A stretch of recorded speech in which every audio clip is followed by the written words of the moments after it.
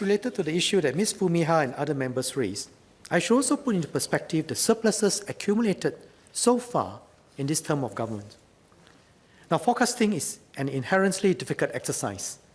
Some revenue items are volatile, especially those dependent on sentiment-driven markets such as stamp duty or vehicle quota premiums.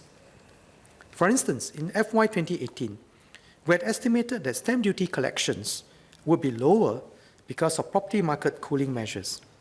But the property market defied our expectations. There can also be surprises on the expenditure side. The 2-year suspension of the KL Singapore high-speed rail project is a case in point.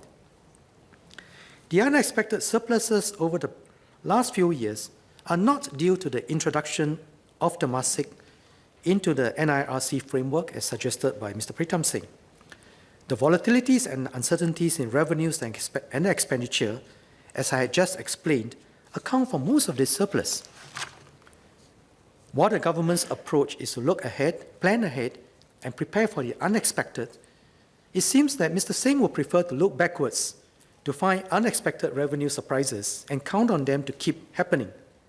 I'm afraid such an approach of hoping for the best is not how we secure Singapore's future. But there is room for improvement. The accuracy of our revenue and expenditure projections, while there's room for improvement, the accuracy of our revenue and expenditure projections has been reasonable and respectable by international standards. Actual revenue and expenditure figures have generally been within plus minus 4% of our original estimates. The Ministry of Finance is constantly looking for ways to improve our forecasts. But the experience of other countries also shows that this is not easy to do. Japan's revenue estimates, for example, had a margin of error of about 11% over the past 5 years. Hong Kong, a small open economy like us, averaged slightly better at 8%. Nonetheless, we will see how we can continue to improve. Mr. Liang Eng Hua also asked how the government intends to use the accumulated surplus. First, let me clarify that any surpluses we have do not simply disappear at the end of the term. They become part of our reserves, which are invested to generate net investment returns contribution. As Mr. Murali Pillai explained, when our economy grows, we have an obligation to contribute to the reserves to be used for the uncertainties of the future. We should also bear in mind that the business cycle can turn, and having some surpluses on hand can allow us to provide targeted support to segments that need help to tide over the downturn. And for a major crisis, we can turn to past reserves. Now, during the global financial crisis in 2008, our accumulated savings allowed us to fund $16.5 billion, or 3/4 of the $20.5 billion resilience package, with the remainder being funded from past reserves. So 16.5 out of 20.5 from current reserves.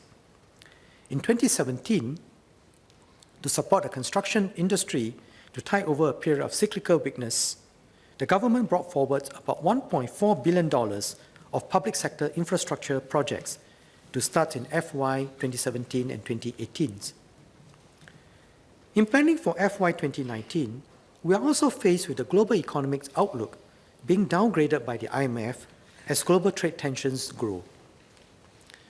More fundamentally, we should not have the mentality of trying to spend everything that we have before the end of each term of government. As part of our long-term approach, we continue to review our plans for the long term and will deploy financial resources where necessary.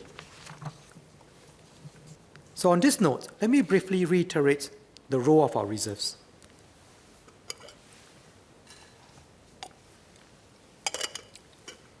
Today, the net investment returns contributions, or NIRC, is already the single largest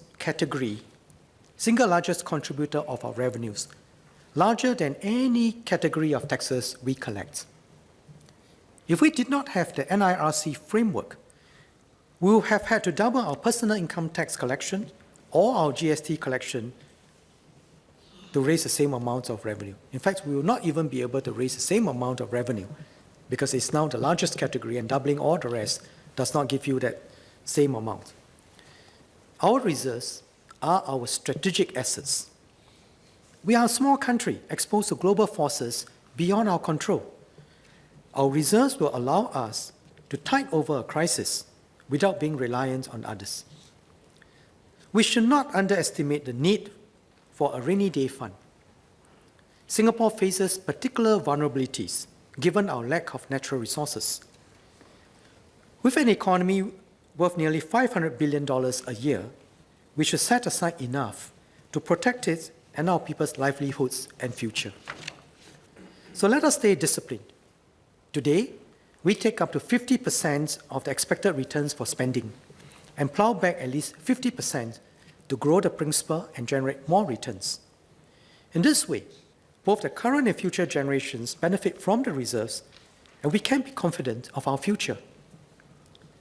Now, Mr. Pritam Singh referred to a Business Times article and asked for more data on our reserves so that, I quote, that Singaporeans can crunch the numbers themselves and better understand budget policy trade-offs, unquote.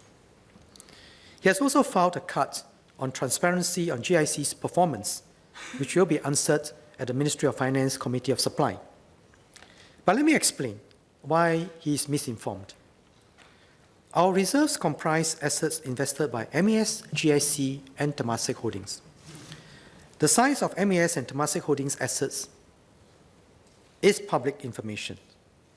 Only the GIC portion is not disclosed, and that is because with the GIC figure, you get the complete picture of our reserves.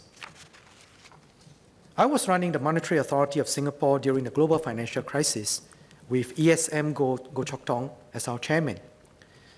And let me tell you that in a crisis where the most powerful central banks in the world and even some of the biggest financial institutions were taken completely by surprise by the speed and scale of the turn in the markets and the global economy.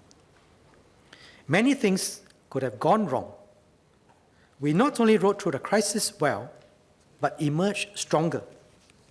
And having our reserves as a strategic asset played a key role in this. So let us not squander this strategic advantage that we have. Our reserves serve as a strategic defense to deter parties who wish to undermine the interests of Singapore and Singaporeans. Such moves go beyond currency speculation attacks to other types of threats.